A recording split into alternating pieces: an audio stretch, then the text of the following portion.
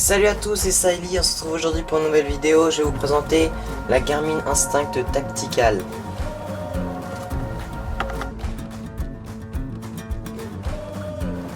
Alors quand on ouvre la boîte de la Garmin Instinct, on a un câble comme ça.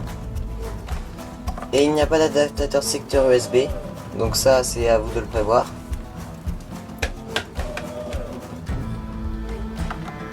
Donc quand vous allez ouvrir la boîte, la montre vous allez la recevoir comme ça. Donc vous appuyez, je sais pas trop si c'est visible, là il y a le bouton GPS, set, ABC, menu et contrôle. Donc vous appuyez sur GPS.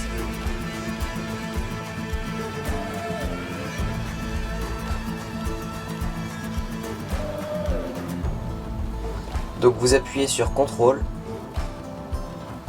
Et là elle s'allume.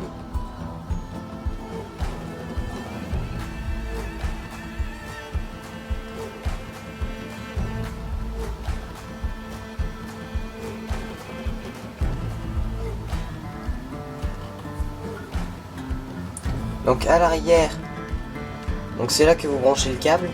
Là les 4 petites billes. Là il y a un cardiomètre pour mesurer le pouls, la fréquence cardiaque. Donc ici je crois c'est des capteurs pour tout ce qui est baromètre, altimètre, etc. Donc voilà, la montre s'est allumée. Donc j'ai l'heure. Donc cet écran, vous pouvez le changer. Si vous appuyez longuement sur le menu, vous pouvez faire cadran de montre. Et là vous pouvez le modifier, il y a plusieurs cadrans qui existent. Donc bon, il y en a quelques-uns. Et à partir de la deuxième moitié, c'est juste qu'ils deviennent plus clairs. Ensuite vous pouvez accéder aux paramètres carrément de la montre. Donc activer et application. Donc ça c'est tout ce qui est sport. Ça je vous montrerai plus tard. Et widget, c'est ce que je vais vous montrer à tout de suite. Donc ensuite, si vous voulez, vous pouvez carrément ajouter des capteurs de la marque Garmin, ou je crois qu'il n'y a pas forcément Garmin aussi. Vous pouvez modifier les paramètres de carte, les téléphones, etc. Vous pouvez accéder au système. Système si vous voulez changer pour tout ce qui est langue, heure, tout ça. Car j'ai mis beaucoup de temps à trouver pour les unités. Par exemple, pour tout ce qui est distance, il me le mettait en miles. Et j'ai réussi à trouver en fouillant, c'est pour ça que je fais cette vidéo, parce que j'ai galéré à comprendre comment marchait la montre. Et donc là, ici, vous pouvez changer la distance en kilomètres, l'allure, l'altitude, le poids, etc. Parce que tout était, comme pour les Américains, en pieds, en miles, en IBS. Si je me souviens bien, c'est des livres, voilà, en livre. Donc voilà. Donc là vous faites C7 pour retourner en arrière. Donc ensuite dans les widgets, donc vous avez fréquence cardiaque, toute la journée et tout ça. Donc ça vous pouvez en ajouter justement des widgets. Donc quand vous avez fait le tour de tous vos widgets, vous revenez sur l'heure, vous faites menu, vous faites paramètres, widget, et là vous pouvez en ajouter. Donc là c'est ceux qui sont en blanc comme ça avec une écriture bleue, c'est qui sont déjà sur votre montre. Et dans ajouter, là il y a tous les widgets que vous pouvez ajouter directement pour les avoir avec l'heure. Donc voilà pour la première partie de la montre. Donc pour tout ce qui est tout ça, donc tout ce qui est widget, etc., c'est ici que ça va se passer. Le rétroéclairage, c'est sur le bouton contrôle en haut à gauche. Donc là vous n'allez pas bien le voir à l'écran, mais on peut l'éteindre et l'allumer. Et si vous restez appuyé sur le bouton contrôle juste en haut à gauche, que le même, vous pouvez accéder à vos applications. Donc rétroéclairage, c'est à dire que je peux ajouter carrément de la luminosité pour beaucoup mieux la voir. Donc moi je la baisse vu que sinon ça mange énormément de batterie et j'ai pas besoin de rétroéclairage, enfin pas d'énormément. Il y a le mode ne pas déranger pour la nuit, pour éviter de recevoir les notifications. Donc la montre vibre quand vous recevez une notification. Vous pouvez rechercher votre téléphone ou votre tablette si vous l'avez connecté à une tablette. Vous appuyez là-dessus et ça va faire sonner votre tablette sur laquelle votre montre est connectée. Si jamais vous l'avez perdu ou quoi. Il y a le mode furtif pour ne recevoir rien du tout et ne rien émettre. Donc tout ce qui est GPS et tout ça ne marchera plus. Bon, tout ça c'est tout ce qui est fonction militaire. Donc ça ne m'intéresse pas trop. Le chronomètre. Donc bon, voilà, facile à utiliser. C'est GPS pour l'enclencher, GPS encore une fois pour l'éteindre. Et c'est en bas à gauche pour le réinitialiser. Ensuite, 7, toujours pour revenir en arrière. Le mode lampe de poche, qui sert pas à grand chose le jour. Et la nuit, par exemple, si vous êtes sans lumière chez vous et que vous voulez aller quelque part, ça peut servir pour éviter les petits obstacles ou ce genre de trucs, mais c'est pas non plus énorme. Donc le mode alarme, donc là vous pouvez ajouter des alarmes. Donc bon, ça c'est assez simple. La synchronisation, c'est pour la synchroniser avec votre tablette ou votre téléphone. Donc ça c'est pour connecter en Bluetooth un appareil. La vision nocturne, ça c'est pour éviter de fatiguer les yeux quand vous êtes la nuit. C'est pour que, ah oui voilà, c'est pour qu'il n'y ait pas de rétroéclairage. Et comme ça vous avez pas du tout à être réveillé à cause de la lumière de votre montre ou quoi pour quelconque raison. Ensuite, enregistrer la position. Donc la position actuelle, pour la voir, c'est GPS, vous restez appuyé longuement, vous aurez vos coordonnées. Donc moi je vais pas le faire avec, sinon ça va s'afficher à la caméra, mais vous restez appuyé sur le bouton GPS et ça va afficher toutes vos coordonnées. Vous pouvez les enregistrer, leur donner un nom, une icône, etc. Vous pouvez éteindre la montre. Et donc là j'ai fait le tour. Donc ensuite, quand vous allumez votre montre pour la première fois, sur le bouton ABC vous restez appuyé et il y a tout ce qui est boussole qui va s'afficher d'un coup. Donc là moi j'ai la boussole. Ensuite le bouton contrôle, c'est pour gérer plus rapidement tout ce qui est chronomètre, voir les actions faites avec votre montre. Ensuite, donc ici, cadran de montre, vous pouvez carrément changer beaucoup plus en détail, personnaliser. Par exemple, vous pouvez mettre juste le mois, la fréquence cardiaque, etc. Donc moi je laisse le jour vu que c'est plutôt utile. Oui, c'est assez long, voilà. Ensuite, je peux personnaliser, par exemple, voilà, l'heure du pays. Vous voyez, c'est Zoulou, je peux avoir l'heure d'un autre pays. Je pourrais mettre, par exemple, qu'il est lundi, qu'on est le 30, etc. Donc là, je peux mettre toutes les informations de ma montre disponibles. Donc, ça, c'est bon. Ensuite, là, ça, c'est lever et coucher du soleil. Donc, il se lève à 7h13 et il se couche à 20h51. Et donc ça, vous pouvez modifier, vous pouvez mettre par exemple les messages que vous avez reçus, les calories, etc., etc. Et donc là, ça va être un peu pareil pour tout le reste. Donc oui, donc là, en fait, je vais vous expliquer. Donc en bas, si vous choisissez le tout premier cadran, le cadran de base, ça va être par défaut. En fait, il va y avoir deux emplacements, un à gauche et un à droite. Premier emplacement, j'ai mis lundi 30. Et deuxième emplacement, il y a eu lundi 30 aussi qui s'est mis. Donc voilà. Alors la montre, sinon, elle est très légère. Elle peut aller, si je me souviens bien, c'est écrit sur le carton de toute façon, jusqu'à 100 mètres sous l'eau. Elle fait 45 mm la mienne, c'est une tacticale.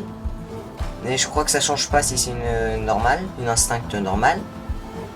Elle a jusqu'à 16 heures d'autonomie. Alors moi, très honnêtement, la montre, je peux tenir bien 5-6 jours sans avoir à la mettre à recharger. Et pourtant j'utilise régulièrement, je fais des activités, etc. Et donc ça, je vais pas avoir besoin de la mettre à recharger très souvent. Franchement, 5 ou 6 jours, la batterie est très bonne et excellente. Ensuite, donc à tout ce qui est fonction sport, si vous appuyez, si vous faites un appui court sur GPS, voilà, là il y a tous les sports. Donc tactique, en piscine, etc.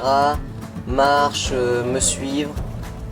Donc il va y avoir bien sûr les... Donc ça c'est les sports qui sont désélectionnés. Donc là vous pouvez les enregistrer comme favoris. Et ils seront en blanc comme ça, ils seront plus faciles à accéder. Donc là il y a des sports. Jump Master, ça c'est un truc militaire, c'est pour pas que militaire, c'est pour voir les paquets, les rations qui tombent avec les parachutes. Ensuite, dans rajouter, vous pouvez copier une activité du genre natation, etc. et la renommer. Course trail, bon bah là il y a énormément de choses. Yoga, stepper, bateau. Et donc là dans autres, vous pouvez, grâce à un clavier, bon c'est assez long si vous voulez écrire une activité assez longue, mais il y a un clavier, donc vous pouvez créer votre activité. Hop, ensuite on revient en arrière. Donc voilà pour tout ce qui est fonction sport. Ah non, par exemple, je vais démarrer une activité. Si je veux démarrer l'activité, par exemple marche. Donc dans marche, je vais avoir du coup la carte. Je vais avoir tout ce qui est écran de chronomètre, la distance que j'ai parcourue, l'allure à l'aide du capteur de vitesse grâce au GPS qui s'est mis juste avant. Oui, la montre a un GPS GLONASS et Galileo. Ensuite, elle vous affiche votre fréquence cardiaque. Première zone, c'est échauffement. Dernière zone, c'est aérobie. Et il y a différentes zones de fréquence. Et vous avez l'heure. Et pareil, si vous faites menu longuement, donc là le bouton menu, vous pouvez faire par exemple zoom cadrage sur la carte. Vous pouvez zoomer, dézoomer carrément. Voilà. Ensuite, dans paramètres de marche, écran de données, vous pouvez carrément modifier, ajouter des trucs, etc. Donc virtuel partenaire, vous pouvez ajouter énormément de choses. Voilà, donc par exemple tout ça vous pouvez l'ajouter. Dans navigation, vous pouvez faire retour au départ. Vous pouvez enregistrer comme un parcours. Vous pouvez carrément avec la carte, vous pouvez dans votre activité marche pour que la carte vous guide quelque part. Vous pouvez aller sur une position que vous avez déjà enregistrée grâce à des coordonnées que vous avez enregistrées. Ensuite,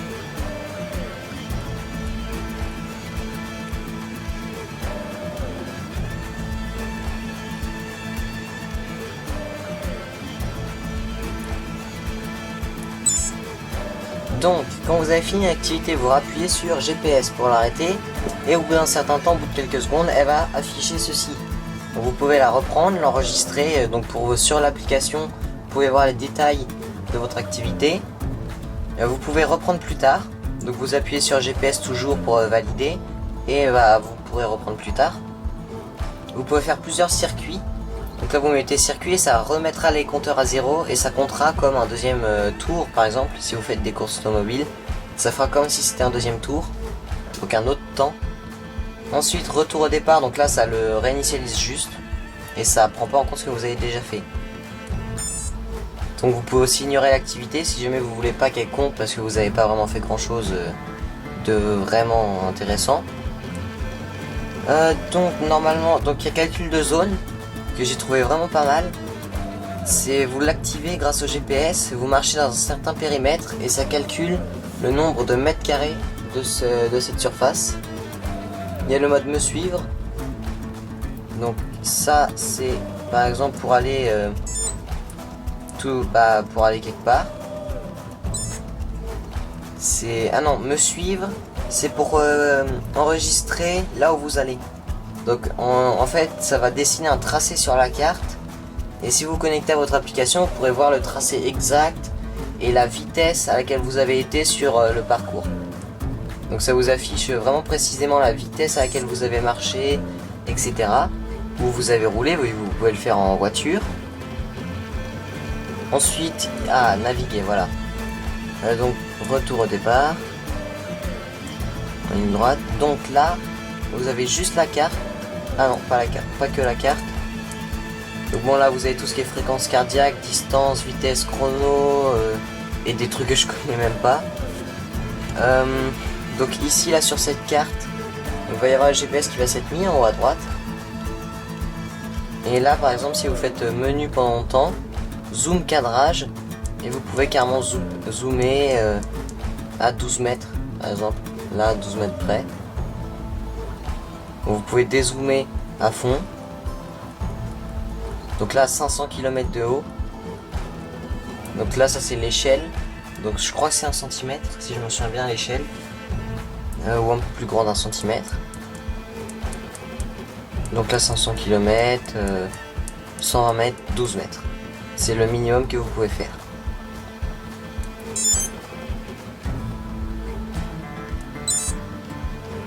Donc là je vais ignorer l'activité. Mais comme tout à l'heure vous pouvez faire des circuits, retour au départ, vous pouvez avoir la fréquence cardiaque de récupération, etc. etc. Franchement, là, je crois que j'ai fait à peu près le tour de tout ce que je pouvais dire. La montre n'est pas trop épaisse, elle gêne, moi en tout cas elle m'a pas gêné. Ah oui, si, l'écran. Ça, j'avais regardé le test avant. Et l'écran est un écran qui se raye facilement. Si je me souviens bien, c'est parce que c'est un écran saphir, c'est pas un écran anti-rayures. Malgré que la montre soit très résistante, l'écran peut avoir des rayures. Donc moi j'ai acheté une protection d'écran. Donc là on la voit pas, elle est assez fine, mais elle protège vraiment bien. J'ai aucune rayure. Donc là franchement ça je l'ai trouvé sur Amazon pour 10 € si je me souviens bien. Et elle protège vraiment bien l'écran. Elle est fine et on voit pas la différence. Donc franchement si j'ai un conseil à vous donner, c'est pour pas abîmer votre montre, mettez une protection d'écran. Et sinon franchement la montre est vraiment bien. Bonne autonomie, pour moi ce que j'en fais franchement elle est vraiment agréable à utiliser. Et bah j'espère qu'elle vous plaira aussi. Merci d'avoir regardé, à la prochaine.